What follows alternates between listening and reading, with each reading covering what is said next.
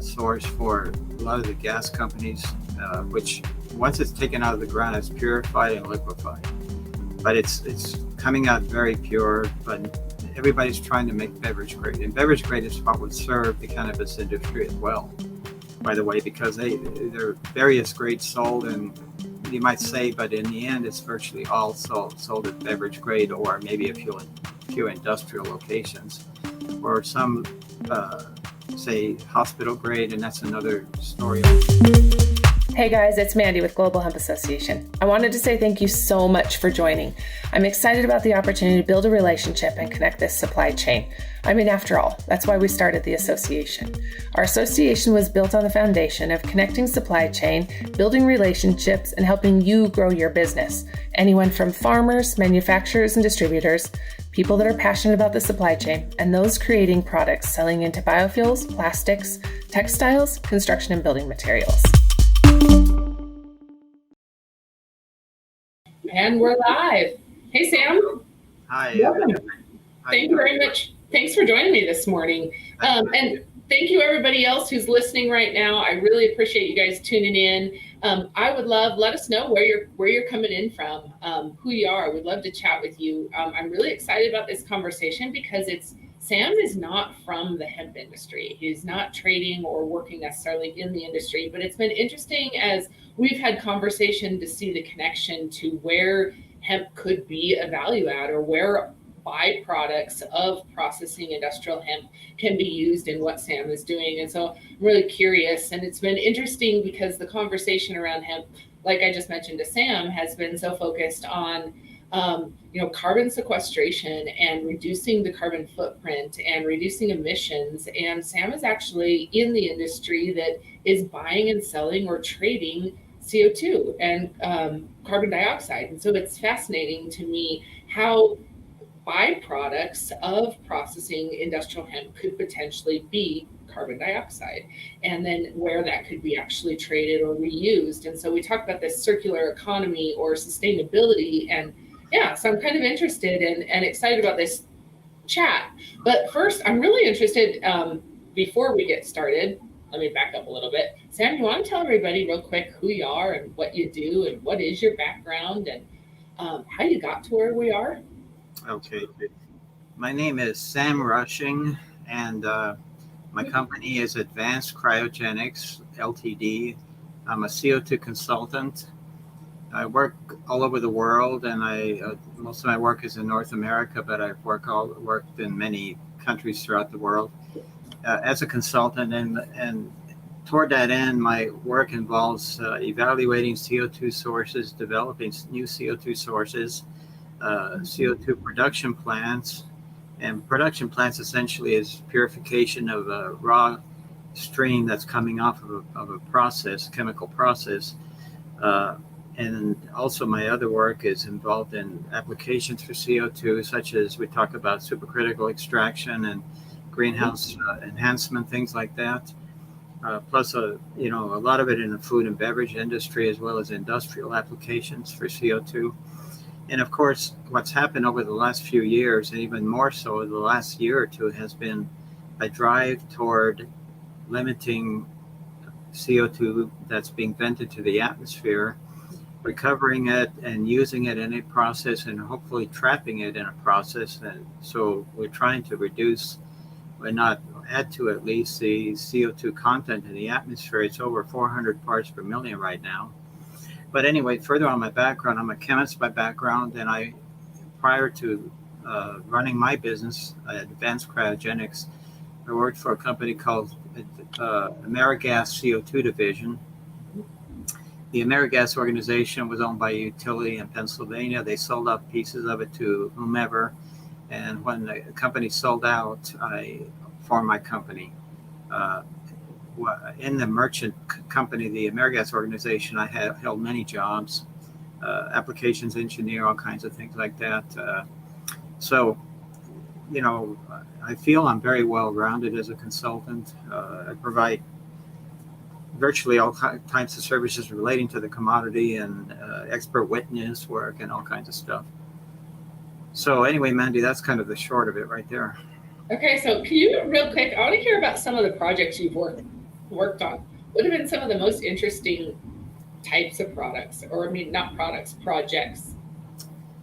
Well, I think, the food and beverage industry, the beverage industry is Yeah. always been there to some degree. Uh, See, let me just tell you about the breakdown with respect to CO2 utilization in this country. Yeah. About 70% of all CO2, they'll call it merchant CO2. We're not talking about stuff that goes to oil fields and across the fence for chemical manufacturing.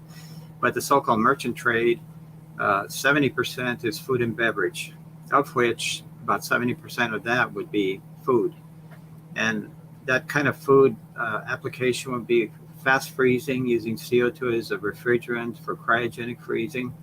It's used for atmospheric replacement, like to replace atmospheres in a say a meat product or a food product, so bacteria will not grow, that kind of thing.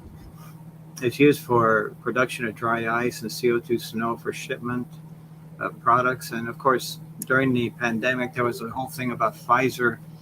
Their medication had to be, very low temperature. The only agent, a portable agent, would have been dry ice for that kind of thing. Now, a lot of them have installed super cold refrigeration since then.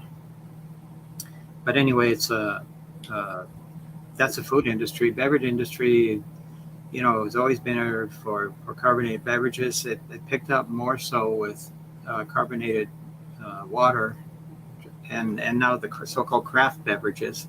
Mm-hmm. Everybody, has an alcohol-based drink now. Just about everybody, even the tea manufacturers. So that's a change. And then with respect to industrial uses, one popular thing for sequestration is putting CO2 in concrete, and that enhances the strength of the concrete, calcium carbonate content.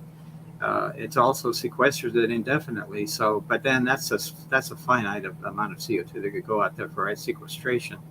A lot of companies are looking at sequestering it downhole into sandstone, into permeable structures in the underground. And then on a larger scale, CO2 is recovered generally not from these chemical plants, but it's from large natural sources that are natural wells that contain CO2. And that goes for enhanced oil recovery, which can be very large in size, or in some cases, the energy sector. There's one project in called Dakota Gasification. It's in North Dakota that I think they haul or transport about 10,000 tons per day. That's a lot of CO2 via pipeline to the Saskatchewan oil fields for enhancing the recovery of oil, which essentially it's a solvent. Okay, in that application, it's also a solvent for supercritical extraction of CBD, which I'll talk about later. But anyway, going back to what we talk about the sector with respect to where it comes from, it's a byproduct virtually with the exception of the natural wells. Now, the natural wells probably hold as much as 20% of the CO2 supply within the supply chain within the merchant network. That's significant. 45% of all CO2 that's sold to the merchant industry would be recovered from fermentation, or otherwise called ethanol in most cases. And of course, the fuel grade ethanol is sold to the gasoline industry as an additive. Everything we put in our gas tanks contains ethanol. In the Midwest, there's a big push to increase that use of percentage of gasoline blended to 15%. Most places it's 5 to 10% right now. But in the end, ethanol is critically important to the CO2 industry as a supply source. And then you have the anhydrous ammonia production, the ammonia that's used in farming as a fertilizer. That's about 20%, the byproduct off that. The natural wells I spoke of earlier, these are wells that contain high purity CO2. There's a huge dome around Jackson, Mississippi, that is a big supply source for a lot of the gas companies, which once it's taken out of the ground, it's purified and liquefied. But it's coming out very pure, but everybody's trying to make beverage grade. And beverage grade is what would serve the cannabis industry as well, by the way, because there are various grades sold, and you might say, but in the end, it's virtually all sold at beverage grade, or maybe a few industrial locations, or some say hospital grade, and that's another story altogether. That's less than 5% of the market. Now, in addition to 20% coming from ammonia and 20% natural sources, reformer sources, which are essentially producing hydrogen, and refineries represent about 10% of the source type for the merchant trade as well. And then there's the remaining 5% that would be a whole bunch of stuff like flue gas recovery and ethylene oxide and other chemicals like titanium dioxide and syngas and stuff like that. So, and the industry is striving to come up with new clean source types. Biogas, of course, is a hot issue today, making natural gas or RNG, renewable natural gas off biogas. The beverage industry is not accepting biogas because it contains what they call waste, and it can be absolute waste, like fecal matter. We're not happy with any of that, but that's reality. That stuff would be, in the end, a lot of it is coming from industrial, municipal wastewater plants. And then there are some farming operations that have biogas using just food waste product like orange peels or whatever it might be, or vegetables. And nobody is really recovering CO2 from that sector yet for the merchant trade, because it has a label of waste attached to it, and the beverage outfits are just saying no waste, period, in the feedstock. And other source types would be things like, I worked on a project up in British Columbia that was to make renewable natural gas from waste wood being the forestry scraps when they take down trees and things like that, or other wood waste, which waste in that respect just talks about wood scraps essentially. And using that for making renewable natural gas, which is wonderful. That's a nice green feedstock. And then you have a CO2 byproduct from that particular process, and that would be extremely green. So that's one new thing that has been discussed. Another one would be fuel cells, making electricity from fuel cells, and then CO2 byproduct off a given process. And once again, that's extremely clean. You're not burning anything. You're not burning hydrocarbons. You're not, producing oil or anything like that in order to make CO2. So, in that respect, it's, extremely clean source type. Mandy, what's the next thought? Okay, well, I've got a question. When we were talking about the different types of use, right? We talked about all the different verticals. What about the differences on international, trade and use of carbon dioxide? Yeah, say in the developed countries, like the States here, or say Western Europe, for example, or Japan or Australia, places like that, they have basically the same percentage of CO2 going for food and beverage as we have here, which beverages are starting to grow a little bit because of these craft beverages and so on. It's all carbonated. But food is a predominant application for a whole bunch of stuff in food. So, and then in terms of international, they might have slightly different, well, their applications are essentially the same, but the specifications are defined a little bit differently.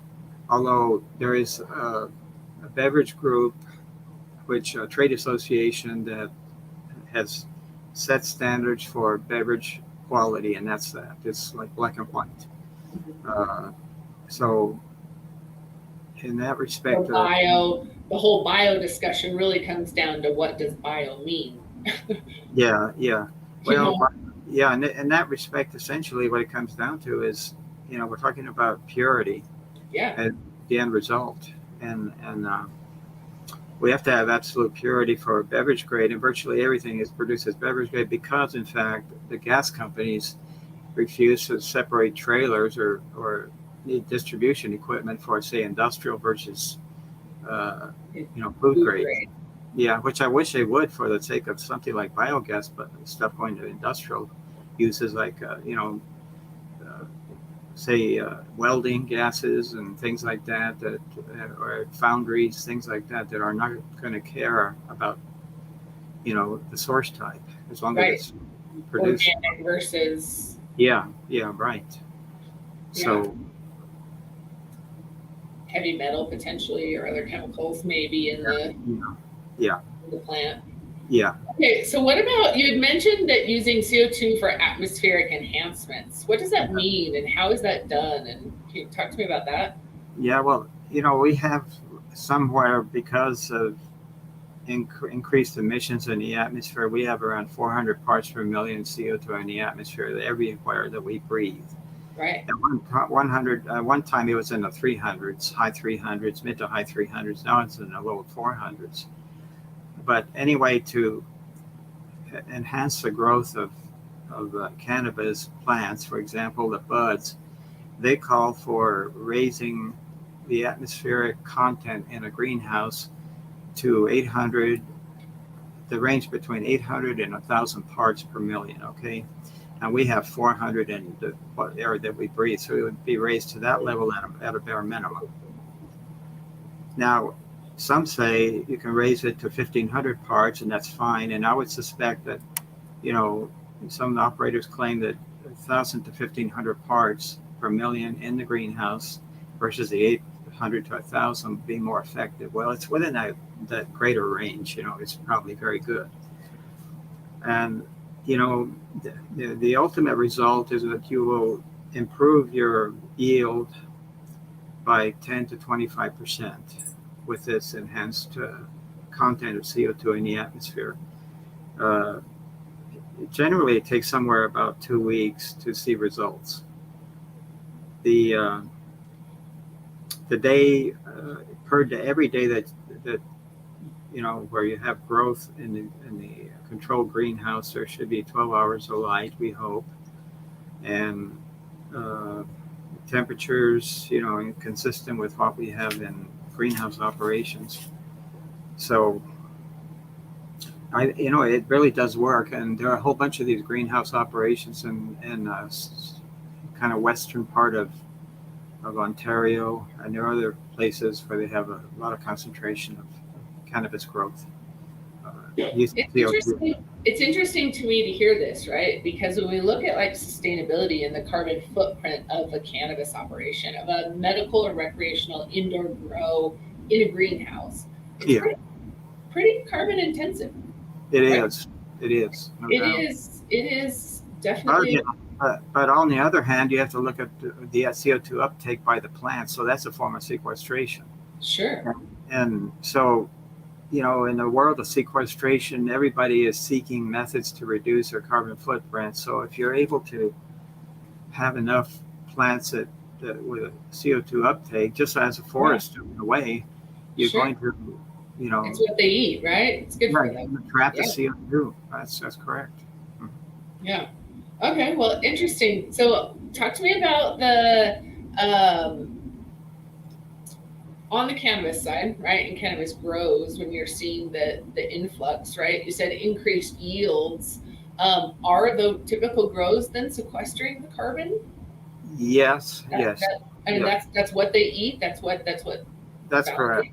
In the process of photosynthesis, so light and water and CO2, and those are the ingredients essentially, at least the main ingredients. So, but the improvement is up to 25%. So, a lot of companies some claim even more enhancement, which would be as a denser bud for cannabis. And improved growth of the plant overall. Interesting. Okay, so where I'm really interested, and I want to get back to the supercritical and the extraction piece also, but where I'm really interested is, the use of and the requirements for hemp to be used. If we're converting it to an ethanol or a byproduct where CO2 becomes the byproduct, what are those specs or that standard? And hearing you say that we've got this pull from industry to be more green and to pull more, natural products, more sustainable materials.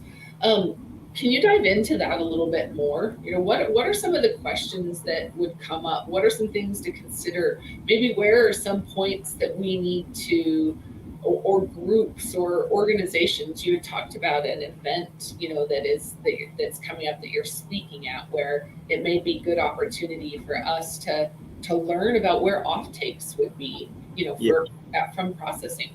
Okay. Well, I fully believe in biomass, and I think biomass is a strong, which would be some of the material you're speaking of coming from hemp, and the biomass to me is a great source feedstock for ethanol production. Yeah. And production of, and then CO2 byproduct to be very green coming off something like that. Yeah. There could be the critics and saying, well, you're producing CO2 off this process, but on the other hand, if the CO2 off this process is being used in the right applications, then there is consumption once again, or utilization once again, or even sequestration. Some companies have because there's a significant demand for CO2. Yeah, well, the demand at the moment, let me just tell you about the markets at the moment right now. The markets are extremely short in most places in the States. Yeah. It's in a crisis mode now in New England, in the middle Atlantic area, because like these big ammonia plants are shutting down for annual turnaround or maintenance. And they'll be down for 6 weeks at the very minimum. And it's a cycle that occurs every year. Yeah. But it's become worse because of the COVID and the supply chain issues, the lack of sufficient, drivers, the lack of the transportation equipment, and it's all been driven by the COVID factors in many ways. So, if you have your biomass sources close to a consuming location which has a heavy usage and markets that really need it, that'd be a wonderful fit. Now, it could be virtually anywhere in the States and have a good fit right now because the supply is extremely tight. And there are, by the way, 111 operating plants in the States, more or less. And that's a lot of plants that produce CO2. On average, these plants would produce about 400 tons per day per plant. And think about that amount of tonnage. That's a lot of tonnage. Yeah. And right now, some of those plants are down or shortchanged because of lack of feedstock. Feedstock in the case of like the ammonia industry have shut a bunch of plants down. The ethanol industry has had its problems since the beginning of COVID because gasoline consumption dropped significantly. And of course, we know ethanol is added to gasoline. Therefore, the ethanol plants were down or reduced in capacity, and that 45% of the entire supply chain relies on ethanol. So, it's driven by gasoline in that case. Now, if your markets could be attached to things other than that, and they'd be wonderful, or even supplemental to that. The question I have, for example, I'm going to give a piece in Chicago at the Gas World Conference on the 21st of this month, and it's called Gas World CO2 Summit. And that's a good event there are hundreds of delegates that will be there from all sectors at all kinds of things, whether they be the producer or the innovator or the consumer, and many of whom are looking to try to bridge the gap during these times, like right now, when there are extreme shortages. And in New England, it's been, for example, in the eastern U.S., has been chronically undersupplied with the product for 1,000 reasons. A lot of the reasons are because traditional feedstocks and sources have just not been enough. And if we talk about a new supply, biofuels are wonderful, but biomass in itself could be the next big development, I feel, for the industry. Biomass itself, just because then the chemical process or whatever process it goes into could create a plethora of different products. Right. And then biomass, speaking of that, if you could say take some of that off of the hemp supply or from the hemp, that'd be a wonderful fit right there. We have tons. I mean, that's one of the biggest values to hemp is how much biomass it's capable of producing in a short period of time. And what it does. And like you said, and then it growing, of course, the whole point is that it's sequestering carbon, into its stalk and then converted.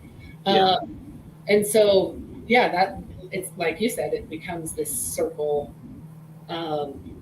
It's interesting to me. I still, there's so much I don't know on the carbon dioxide side or the chemical process side or what is needed as far as like food grade compared to industrial applications. But I would envision that, as the industry grows, and it is a need to grow and have off takes, right? Right now it's not that way. The demand is huge. And as the oil and gas industry or the biofuels or biobutanol or, ethanol open up, and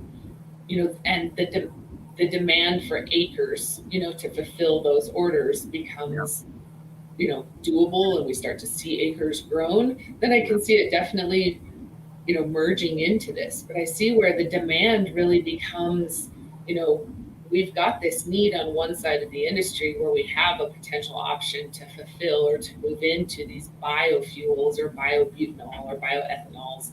And so I'm curious, I would be interested in continuing the conversation, and where I think the opportunity is for our industry to be at these conferences and talk to out of industry and look at, where do we connect these dots? That's right. So it's really interesting. What do you suppose is really pulling, where is that pain point that's really pulling the industry from your side to say that we need to find something that's more eco-friendly or bio-based? Where is that drive coming from? Well, there's really a drive towards sustainability of the planet. That's what it comes down to. Totally. And I mean, the diehard, if you will, sources from oil and gas, like chemical production, and that's always going to be there to some degree, like it or not. Yeah. Oh, absolutely. And that's critically important. I mean, I love my internal combustion engine cars. I do that, but the whole thing about going 100% battery is a thing for the long term, I believe. But in the interim, CO2 as a byproduct of ethanol, which is used as a fuel additive, will be going on for a very long time still. And then there are other markets for ethanol, the beverage market, of course, and the medical markets, a lot of things like that, But there are critical things that we need to be able to support, right? And I look at the opportunity if it is a more green solution or process. It's not a matter of eliminating, but clearly the demand is there. The need is there. And we look at supply chain, and it just kind of, I had an aha moment as you were saying that, without being able to use CO2 to freeze and ship, we're not able to move meat across supply chains. Right. Across country lines or state lines. In places like the UK, they had such a severe shortage during earlier parts of the COVID crisis that the government got involved in trying to help direct companies to produce more CO2. But on the other hand, that's all a function of, it's a byproduct. So the ammonia plants, the fermentation plants and stuff like that shut down in the UK for a period of time, and they try to get them going again in order to have the CO2 byproduct. And it's so critically important to the companies that wanted to produce their product, and then in the media said, oh, we're going to run out of meat, we're going to run out of poultry, so on. But in reality, it's a necessary ingredient for a lot of that processing. say the poultry industry is extremely tied to CO2 for as a refrigerant, and it's the most versatile of all call it a refrigerant, the most versatile refrigerant there is, versus say mechanical freezing or even nitrogen. It's much more so, and it's usually a more affordable. I mean, right now things are out of sight in terms of price, but I want to believe that will calm down. It's a function of supply and demand, and the demand is outweighs the supply chain right now. Well, I think that we're feeling that pinch everywhere, right? And the need to localize, the opportunity that we have to supply local is really, I think, more a bio-based or a potential bio-based. I agree. But I see this big hurdle, like you explained, on what does bio mean, on what's included in that classification of. Yeah, I would say bio essentially. If I go back to my chemical background, I talk about bio, and I think of organic, or carbon containing, but in truth, bio is perceived to me as plant-based to a large degree. Right, but that's not what your regulations or policies are, or right around bio. It could be fecal matter also, right? Oh, I know. We wouldn't want to go into a food grade. No. So that stuff that includes that, they go to a dairy farm and they have a biogas plant there making RNG, renewable natural gas, and then you have CO2 byproduct off that. Well, it's going to go to an industrial setting of some kind. And if it's going to industrial setting that, making metal or things like that, well, that's fine, or concrete or whatever. That's wonderful. Yeah, totally. Yeah, and who would care in that respect? But the gas companies that have, like they say, we don't mix trailers, so basically they haven't accepted biogas yet by CO2. That's 30% of the market is industrial. So in some cases it's more, and the industrial markets are growing all the time because new applications are being developed all the time. Developing plastics that use CO2,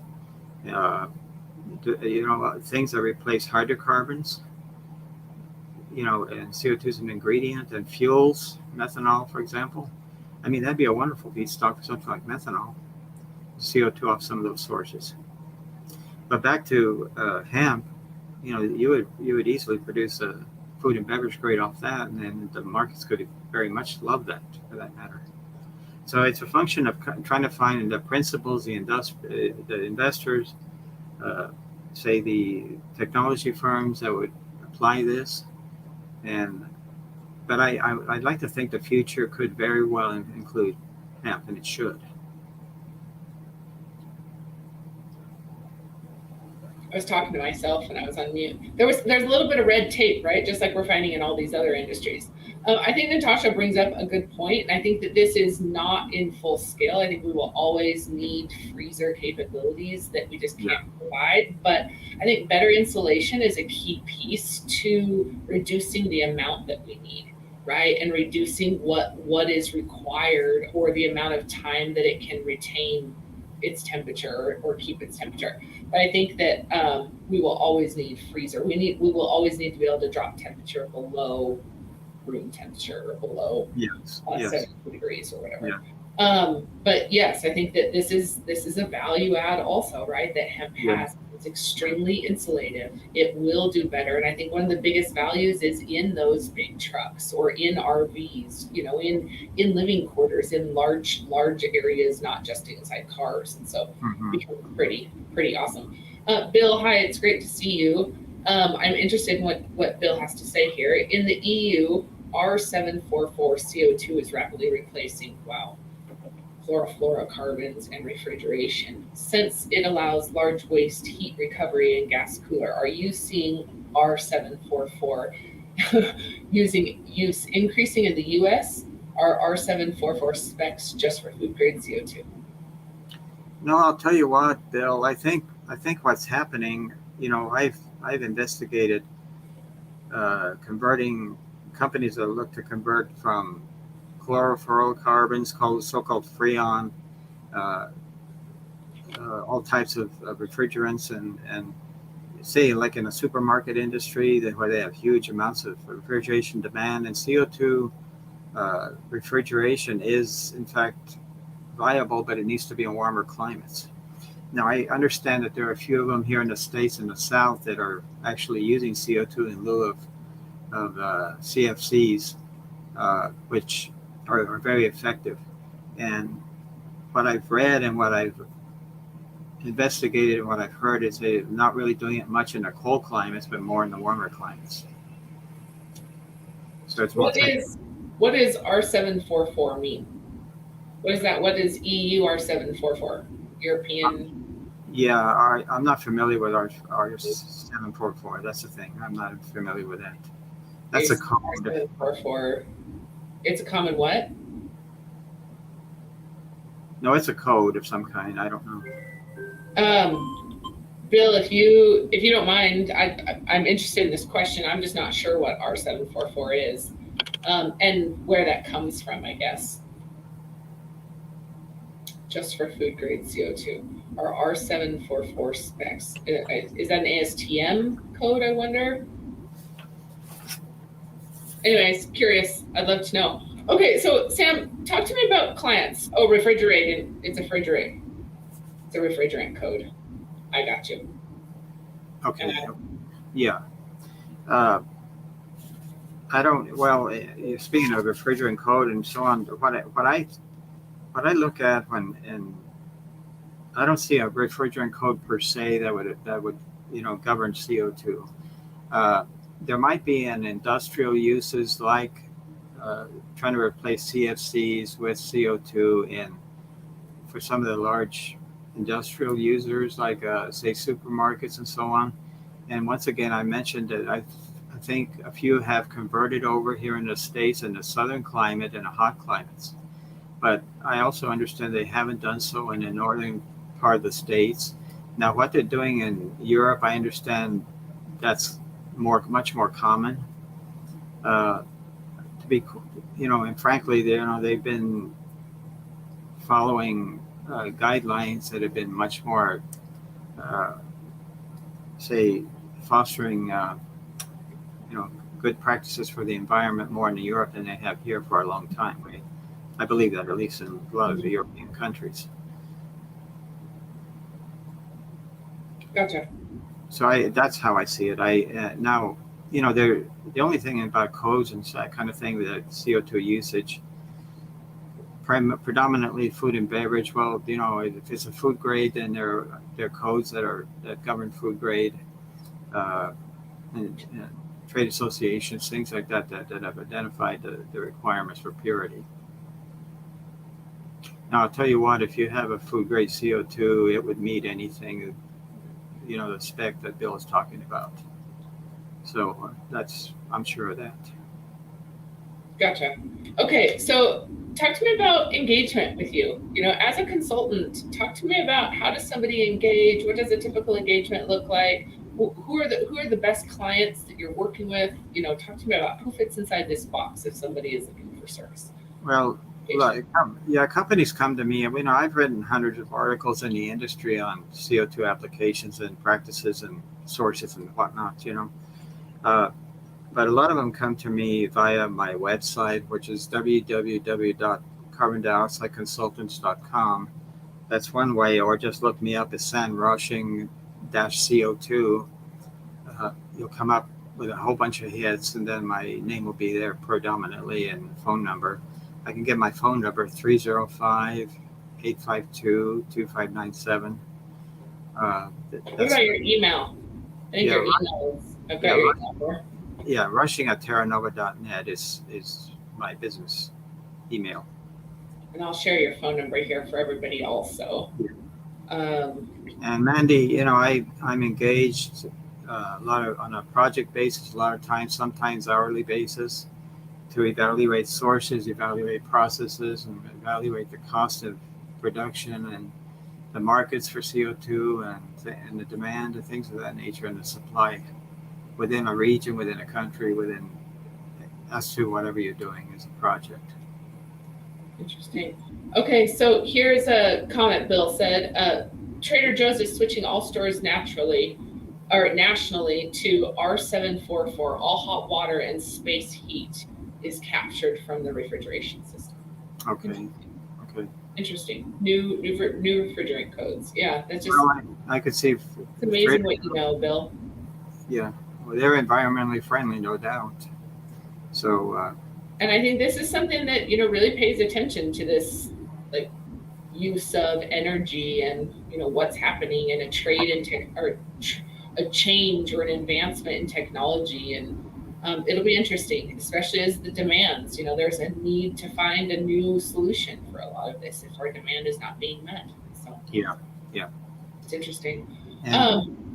Go ahead. I'd love to see expansion of commercial refrigeration with CO2. That'd be wonderful to see that. Talk about Trader Joe's and other, large, say, cold storage facilities or large, grocery operations, things of that nature. Have a whole bunch of refrigeration that make a lot of sense. Yeah.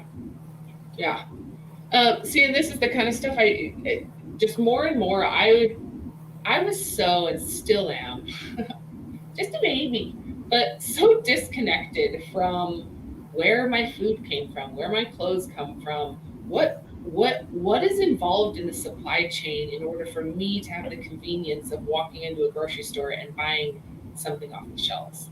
Like, it is just, I'm so disconnected from it, and hemp has uncovered a lot, just like this. I was so far removed at where hemp plays a role or could play a role, or companies are adjusting to becoming more sustainable because of supply chain issues or because of lack of supply, on their demand. Yes. It's just interesting. And in terms of biomass, hemp could be a wonderful biomass, and then there'd never be an argument about waste, the derogatory waste that is for the food and beverage industry.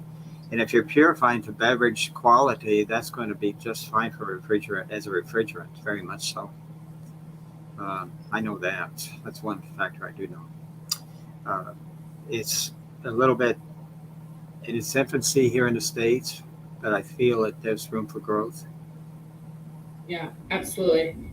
This is awesome, Bill. Engineering company for Trader Joe's. Check them out and see if they need supply. I'll be sure to copy that and get you the email, because I think it'd be a great, great opportunity. Good to learn. It's always good to connect. Bill, I'm curious about any other questions. This is obviously a topic over my head, but Sam, anything else that you think, we need to be knowing? What should we be talking about? Or what are some key things that you're, consulting on, recently, or that you see, here in the near future, problems and concerns that are going to be coming up on the supply chain? Is that for me, Mandy, or for Bill? Yeah, for you. Okay. Well, the supply chain, as I mentioned to you, is for merchant CO2 is somewhat broken, no doubt. Yeah. Because, shortages of product pretty much started to become more severe at the beginning of the pandemic, and we all have been told about available transportation equipment, drivers, and to drive these vehicles. A lot of these guys have simply retired and said, I don't want to do it anymore, and it's coming up as that's one of the major labor factors. And then also the rail systems, about say 25% of the CO2 in this country is transported via rail.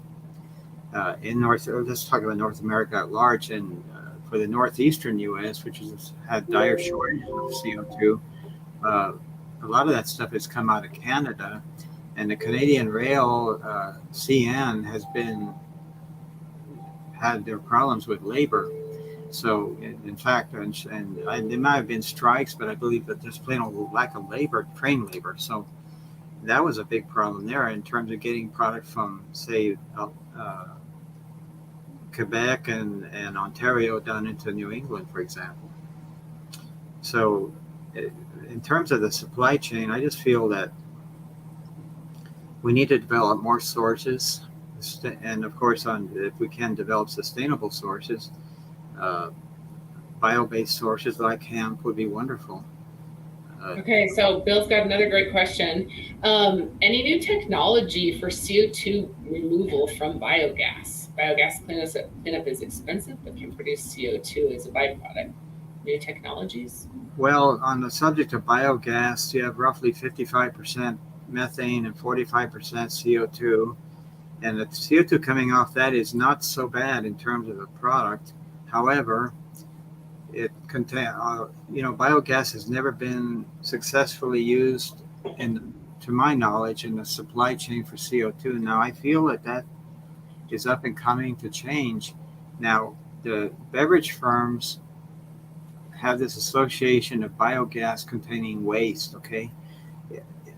If it's purely from food waste, for example, and doesn't contain fecal matter, that I think they would accept it. On the other hand, most biogas is coming from facilities like wastewater treatment or something on a farm or whatnot that contain fecal matter. So, that'd be great for the say industrial sector that is not food and beverage. On the other hand, chemically you can purify at any level, and you could easily purify the beverage specs and so on coming off, those that are considered derogatory waste types, but the beverage firms will not accept it, and the trade associations will not accept it. That's a problem right now. Now, that might change over time, because the realities are how many finite sources of CO2, and there are more and more biogas plants opening up domestically here that would be a great source for supply to the industry. Now, if it were clean enough, and I don't care if it goes into my food or not. I don't care, as long as it's pure and chemically pure. I don't care. Now, I think a lot of customers would be turned off if they knew it came from an ammonia plant, for example, or a chemical plant making ethylene oxide, something like that. And that's a byproduct of that. Hydrogen reformer, maybe the same thing. If they knew that, they'd say, "Oh God, I don't want that stuff in my meat either." Yeah. But in reality, it comes down to the trade associations' acceptance, and also the food industry would have to accept this, and the consumer. They often say the consumer will not accept something that contains waste, but they accept something that comes from an ammonia plant. A lot of consumers don't know that. And I think it's a matter of educating consumers to some degree. I really do. Interesting. Well, I definitely think that there's a shift. Like I said, I know I'm not the only consumer that is so far disconnected from where supply chain is. Yeah. I am very interested in technology. Can you, speak very briefly about what happens and on the chemical breakdown or on the process of converting a bio product or a biomass to a ethanol? Yeah, and is it an enzymatic process? What happens? Oftentimes it's enzymatic. A lot of the processes are proprietary. Yeah. Now, if it's grain-based ethanol, that's a simple application for fermentation. But I think we're speaking of something that's more of a biomass, it's not really in the supply chain at the moment. So those projects I've worked on in the past have used various things to include bacteria, to include enzymes for conversion. And, like the wood waste project I was talking about, and they're investigating using other types of biomass, and they'd be easily, amenable to using something like, hemp, I would think. Very much so. What's the difference? Go ahead, I'm sorry. What's the difference between a biobutanol and a bioethanol? What happens ethanol and butanol are basically, it's a length of the hydrocarbon chain. That's the difference. It's a different chemical process that would create butanol versus ethanol. So it's another alcohol, essentially, is what it is. So it's just another step or two that would change the process. The end result, I should say. I would love to connect you with a group that has presented a couple of times with a biorefinery for biobutanol byproducts of sugars and other things. Yeah. And Yeah. I'm interested in where their gas is going, or what is produced if it's CO2, or what that additional step looks like. I'm interested. I just think that it's fascinating, and like I said, it's interesting how we're still connected on really every other industry out there. And so my goal is to continue to have the conversations with out of industry and look at where byproducts, we create more materials and more offtake agreements, because hemp creates a lot of products. Well, the merchant CO2 industry is very much in need of new source types, and something that's clean, like call it the feedstock from hemp, would be clean, Yes. Yeah. And it's sustainable, and it's, that the whole thing is making that carbon cycle is what you're doing. So it's fascinating. It's fascinating. So anything else you want to touch on real quick? We didn't talk about extraction critical CO2. If you want to touch on that, because on the supercritical extraction, what has been going on for many years, it would be decaffeination of coffee using CO2 as a solvent in supercritical terms. And supercritical essentially means, liquid and vapor are one, if it, essentially become one, if you will. CO2 is unique in the sense that if you have dry ice, it sublimates from a solid to a gas, misses a liquid phase. But supercritical conditions would be under pressure, including the liquid phase. And decaffeination of coffee has been a common process here in the States, and all over the world for that matter. I didn't know that that's how it was made. Right. I had no idea. That's cool. CO2 is a great solvent for that, and it's clean, and it's, it's natural instead of a hydrocarbon.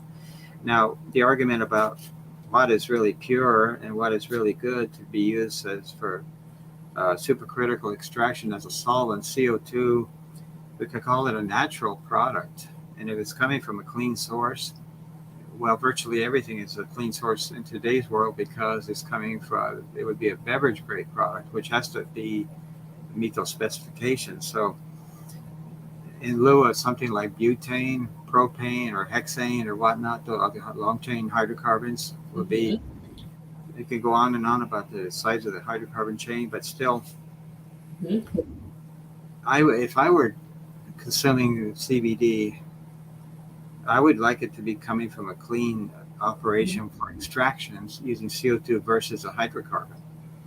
So, and in terms of the process of the supercritical extraction,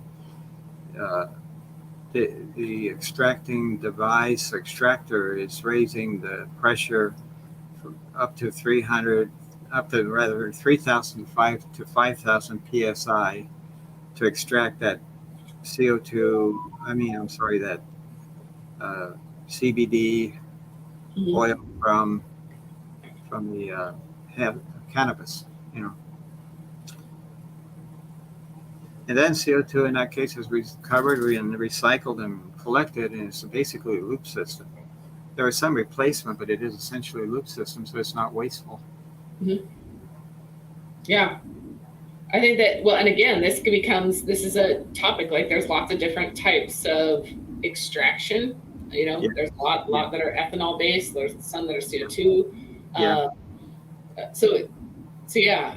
think that there's even more. You'd mentioned butanol. I know that, when I very first got into this industry, I was working with a group that was trying to figure out, not working with, but I was really attending events trying to figure out what we had or what he had created, right? And he had taken an extraction technology from the dairy industry, and it was using butanol. Okay. So same type, but it was holding on to those fats, or those, pulling the lipids out and